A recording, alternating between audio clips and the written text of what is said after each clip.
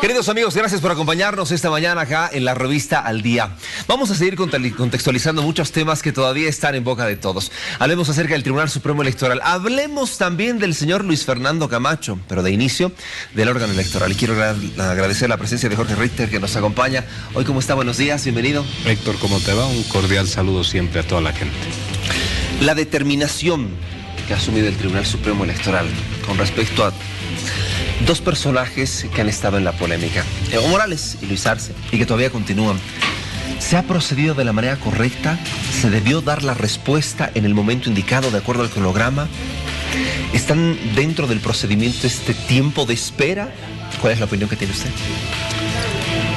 Héctor, seguramente se debió haber intentado dar una respuesta general a todos los candidatos, sin velar por la importancia o no que pueda tener uno más que el otro. Ello porque fundamentalmente la gente empieza a especular y la especulación alcanza a las autoridades del nuevo órgano electoral y también a las esferas políticas, donde se empieza a comentar y a decir, bueno, ¿se lo va a inhabilitar a Evo Morales o se quiere dejar sin candidatura al movimiento al socialismo? Y esto puede tener algunas repercusiones de orden político. Lo ideal es que se hubiese podido trabajar y dar un solo anuncio al país de todos los candidatos. Sin embargo, vemos que se trabaja en la persona del doctor Romero de forma mesurada y de forma aparentemente muy seria. Entonces hay que esperar a lo que señala el tribunal, el órgano electoral. Pero en este tiempo de espera también hay repercusiones. Quienes conforman el partido del Movimiento Socialismo y los opositores al MAS también se han referido al tema. El MAS está en emergencia, ellos lo han dicho, y voy a poner un ejemplo, la diputada Lourdes Millares, que ella aseguraba y decía, lo único que tiene que hacer el tribunal es apelarse a la norma, nada más, que ellos saquen una conclusión y digan, esto es lo que está sucediendo. Ahora, eso era lo que le quería consultar. ¿Puede seguir generando esto mayor susceptibilidad en los políticos, mayor susceptibilidad? No, sin lugar a dudas. Ese es el problema de no haber actuado con celeridad en este tema. ¿Qué significa para el movimiento al socialismo la candidatura de Evo Morales en un sector muy específico como es Cochabamba? ¿Y qué significa la potencialidad o la eventualidad de quedarse sin su candidato, cuando ya las encuestas te lo sitúan en una posición que es expectante al candidato, al movimiento al socialismo? Entonces, se entrecruzan también los elementos de orden político con lo técnico. Y en ese sentido, el órgano electoral tiene que darle una celeridad particular al caso. No son candidatos cualesquiera, son los candidatos más importantes del partido más importante que está en el proceso electoral. La senadora Millares, la diputada Millares puede hacer interpretaciones las que ella desee, pero en realidad es el órgano electoral. Desde el otro lado, también desde el movimiento al socialismo, hay interpretaciones que consideran que el señor Evo Morales puede ser habilitado. En esa lógica nunca nos vamos a poner de acuerdo, para que el escenario electoral no se enrarezca más de lo que ya está, Héctor, en el sentido de que el país no ha avanzado nunca a un diálogo de pacificación, no se han sentado las partes para tratar de acercarse, para poder acordar un mínimo de reglas, de normas que puedan guiar este periodo hacia el proceso electoral. Lo que menos necesitamos en el país son elementos que puedan incendiarnos el proceso aún más, y eso que vamos a tener un proceso electoral que va a ser muy, muy agresivo y seguramente con muchas denuncias de corrupción, de vinculaciones al narcotráfico, etcétera. A eso que ya va a ser tenso, no necesitamos otros elementos. Bueno, entonces simplemente nos queda esperar que se revisen una vez más toda la documentación y lo que por ahora están presentando, inclusive se habla de algunas denuncias dentro del Tribunal Supremo Electoral a estas personas que conforman los liderazgos de este partido político. Eso va a ser permanente, porque en el sector que enfrenta al movimiento al socialismo hay actitudes que son poco democráticas. ¿En el sentido de qué? En el sentido de que lo que se busca es tratar de contener y de mediatizar al movimiento al socialismo de forma tal de que se pueda ir a un proceso electoral con un MAS muy debilitado, con pocas posibilidades. Y lo que hemos visto es que, esto que tantas veces lo hemos conversado acá, esto que representa dos pueblos, dos sectores sociales muy polarizados, tienen en estas encuestas, tienen representación ambas partes y de forma fuerte. El movimiento al socialismo aglutina todo lo que es la izquierda y los movimientos sociales, y el abanico de partidos conservadores que también tienen la representación ellos de los sectores que se habían movilizado en noviembre. Dos formas distintas de organizarse, de movilizarse, discursivamente también formas muy diferentes de poder llegar a la gente. Están representados, pero son ánimos que se encuentran muy caldeados y obviamente una visión poco democrática de algunos sectores, como ya salió ayer la declaración de un diputado que estaba preocupado si el movimiento al socialismo gana porque dice nos van a afectar a todos los opositores. Entonces están estas lógicas no democráticas por las cuales se trata de mediatizar e impedir que un partido político tenga posibilidades. Esto lo han dicho hasta líderes políticos y eso es imposible en democracia en este momento, mucho menos aún. El tribunal dice que va a revisar alguna documentación con respecto a las denuncias. Yo le consulto, este tema de impugnaciones y denuncias deberían revisarse antes, durante o después de conocer los resultados oficiales, si está habilitado o no, en este caso Evo Morales u otros candidatos. No, antes, debería revisarse antes, de forma tal de que ya sepamos quiénes están, quiénes van habilitados, cuáles son los candidatos, y por medio, ¿no? Y que esto, que hay de por medio, por supuesto, y que esto ya configure las reglas absolutamente claras de quiénes son los participantes. Sin duda, sin temas oscuros. Sin embargo, Héctor, es importante decirte lo siguiente: hasta los plazos límites de las impugnaciones van a estar presentando, porque tienen esa fijación, construir algo. Tú has visto que ya has escuchado desde propuestas matemáticas para que no se logre una debida representación en la Asamblea Legislativa, hasta cuestionamientos a la residencia, cuestionamientos a procesos legales, etcétera. Se dice muchísimo. Gran parte de lo que se dice no tiene asidero legal. Por ello es importante que el órgano electoral pueda resolver esto de manera clara, puntual, taxativa y sin dudas para los bolivianos, para ambos sectores. Hablemos dentro de estas candidaturas lo que ha sucedido en las últimas horas. El señor Luis Fernando Camacho, cambiando de tema, ha decidido colocar su candidatura en blanco. ¿Qué significa colocar tu candidatura en blanco?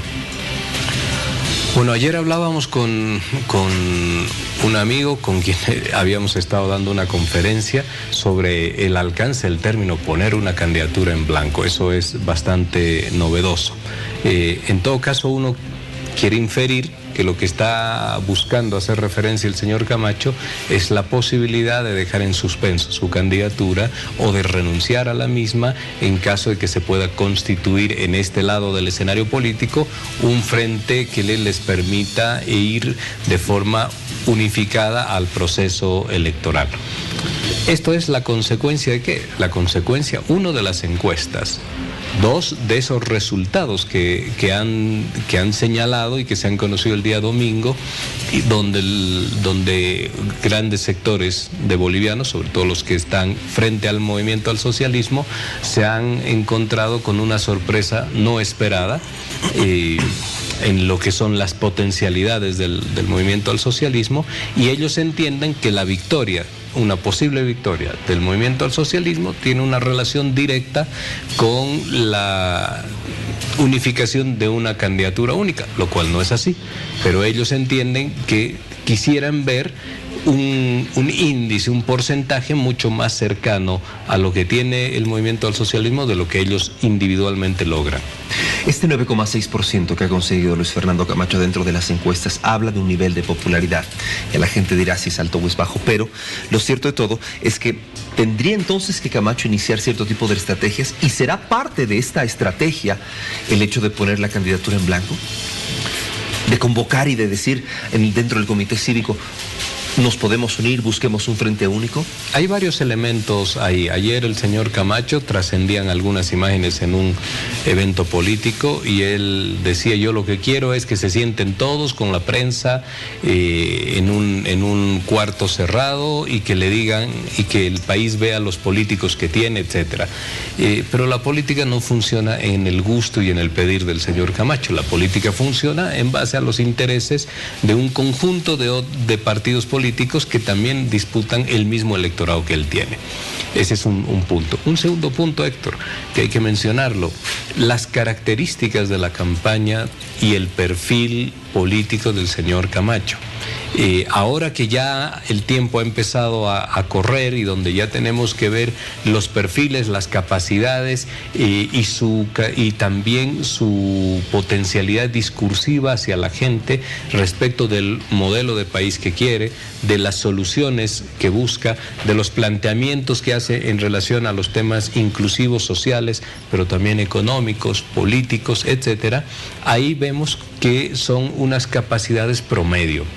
Y en esas capacidades promedio tiene dificultad de empatizar con la gente. El país no es solo Santa Cruz, el país también es El Alto, el país también es Tarija, el país también es La Paz. ¿Lo califica entonces así a Camacho como un político promedio? Yo creo que tiene potencialidades políticas promedio, de regular para abajo, y eso se ve traducido en su campaña electoral. Ahora tiene que ya decirle a los bolivianos, por ejemplo, cuál es la visión que él tiene de desarrollo integral del país, por ejemplo, o cuáles son los puntos fuertes, fundamentales de su programa de gobierno que le van a asegurar al país años de estabilidad económica. Y eso hay que tener una capacidad de desarrollarlo y de decírselo a la gente y de convencerlo. Ya no alcanza con elevar la voz y con algunos gritos y algunas posturas que van más por el lado del histrionismo. Ahora hay que hacer planteamientos y ahí tiene una dificultad enorme comparativamente con algunos candidatos de su sector, por ejemplo con el señor Mesa, que tiene una capacidad y una locuacidad de exposición mucho mayor, y también con el señor Arce, que tiene un conocimiento amplio que le han dado los 14 años de estar al frente del Ministerio de Hacienda. En ese sentido tiene dificultades, y para eso también, Héctor, había que prepararse. No solamente es llegar, no solamente es aparecer en un par de entrevistas y pensar que uno ya con eso se ha acreditado para ser presidente. Muy bien. Siendo claros, Luis Fernando Camacho debería renunciar. Y en todo caso, si llegara a esa situación, es por lo menos lo que la ciudadanía demanda. Si eso llegaría a ocurrir, ¿los votos llegarían a Mesa o a Áñez? Renunciar en la perspectiva de tener una posibilidad mejor de todo este grupo de partidos para enfrentar al MAS. Esa es un poco la lógica. Y la respuesta es, Héctor, que lo que vayan a hacer este conjunto de partidos políticos, renunciar, bajarse de la candidatura, etcétera, no tiene una relación directa con las posibilidades que tiene el movimiento al socialismo de ganarte una elección en primera vuelta inclusive. No hay una relación directa. Entonces están preocupados por algo que no depende de ellos. Que el MAS pueda tener una victoria en primera vuelta, por ejemplo, depende de las capacidades y de aquello que vaya a realizar el movimiento al socialismo. En ese sentido, lo que ellos están buscando es tratar de formar un frente ahora que les permita tener rápidamente la sensación de que no está el movimiento al socialismo acá arriba y ellos acá abajo, ¿no? Y para esto, si el señor Camacho renuncia, los votos no se trasladan de forma lineal y de forma automática. Los votos se van a trasladar un poco también en función de lo que hemos señalado. ¿Qué le va a proponer al país? ¿Qué le va a decir a los bolivianos? ¿Y quién miran este sector de clase media, urbana, que son sus candidatos? ¿A quién de ellos ven como un candidato con potencialidades de avanzar? Hay una afinidad aparente con la señora Áñez, pero también ahí te tengo que decir algo, Héctor. La señora Áñez, sin la estructura del Estado, sin el poder que el Estado significa, el 2%, no hubiese tenido, pero no era ni siquiera candidata a una reelección para la próxima legislatura. Su potencialidad está en función del aparato del Estado. Entonces hay que mirar la composición del voto que tiene este sector del centro hacia la derecha y la composición que tiene este otro sector que lo aglutina el MAS prácticamente del centro hacia la izquierda. Esas características de la votación de ambos sectores es lo que te permite inferir cuánto se puede mover a un lado y al otro. Estamos hablando de Camacho y Áñez, y es que ayer, por ejemplo, una de las representantes de la resistencia Cochala, que tenía una candidatura a diputación dentro del partido de Luis Fernando Camacho, decide renunciar y dice, no, yo a partir de ahora le voy a brindar mi apoyo a la señora Áñez. Aparentemente no sería la única persona, existirían otras que ya estarían tomando cierto tipo de decisiones de retirarse del partido de Creemos y apoyar a Yanine Áñez. ¿Qué significa esto dentro de la arena política, específicamente en el partido del señor Camacho? Cuando estás en un partido político donde la gente que te estaba apoyando empieza a abandonar el proyecto político, sin lugar a dudas el primer sentimiento es de angustia. El segundo elemento ahí que hay que mirar es que se encuentran algunos factores propios del oportunismo político. El atractivo de la señora Áñez está la vinculación con el poder. No vamos a tratar de adivinar cuáles son las motivaciones que han llevado a la señora en Cochabamba, pero está claro que existen ahí algunos elementos, repito, de oportunismo político para tratar de aferrarse a una campaña que electoralmente no es que sea más fuerte, más fuerte es Mesa en este minuto, en función de esta encuesta, pero sí que está vinculada al poder político y eso le confiere un atractivo distinto. Sin el poder político, la señora Áñez no tendría posibilidades. Con el poder político puede mostrarse como una candidatura con potencialidad, pero cuando se te desgajan ya algunos apoyos a tu partido político es que algo está empezando a andar mal, las confianzas disminuyen y obviamente el proyecto político se empieza a debilitar. Y quisiera que nos acompañe también a revisar las opiniones de la gente en las redes sociales cuando tenemos ya una pregunta. Hoy el tema que nosotros hemos decidido proponerle a nuestros televidentes es el siguiente. Usted tiene ahí la pregunta a través de nuestras redes sociales. Según usted, ¿quiénes deberían renunciar a sus candidaturas a la presidencia para hacer un posible bloque único? Estamos aguardando por la participación y vamos a leer algunos comentarios.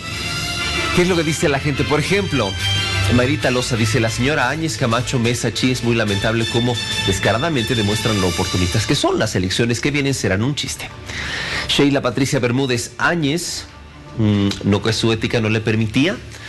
Sigamos descendiendo, por favor, para conocer algunos otros comentarios. Tenemos a Flora González, dice: todos están viendo sus intereses propios, no en Bolivia. Mari Choque dice: Áñez, Camacho y Carlos Mesa, que los está proponiendo ella. Ortega Muñoz, Mari Janet: yo creo que no debería participar Camacho, Áñez y Carlos Mesa. Prili Serrano habla de Camacho. José Wilber Vázquez: Áñez, Camacho y Mesa. Calisaya Joseph: que continúen todos. Yanir Paye: Áñez y Tuto. Mariel: Áñez. Bueno, son algunos de los conceptos que se tienen a través de las redes sociales y lo dice la gente, no lo decimos nosotros. ¿Qué opina usted para finalizar? Insisto yo en esto, Héctor.